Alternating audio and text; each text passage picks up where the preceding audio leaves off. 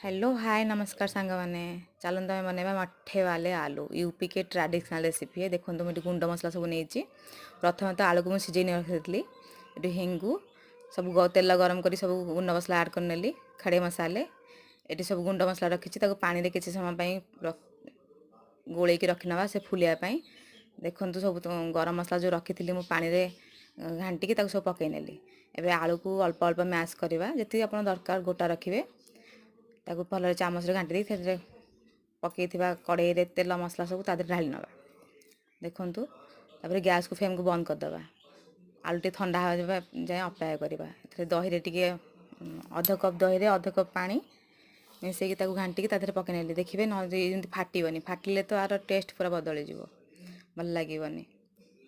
देखो आम पकई सारा स्वाद अनुसार लुण गरम मसला ऐड कर नेली। देखो आम मठे वाले आलू ये रेडी टे कसुरी मेथी लास्ट ऐड कर नेली। आ फ्रेंड्स बहुत टेस्टी होता भल लगुला पिठा सहित गरम गरम पिठा सहित गरम गरम मठे वाले आलू सर्व कली। पिला पसंद लगा मत बहुत भल लगे। आपण मानू जब मो वीडियोटा भल लगी तो please like share and subscribe. Thank you सांग मैंने टेस्ट।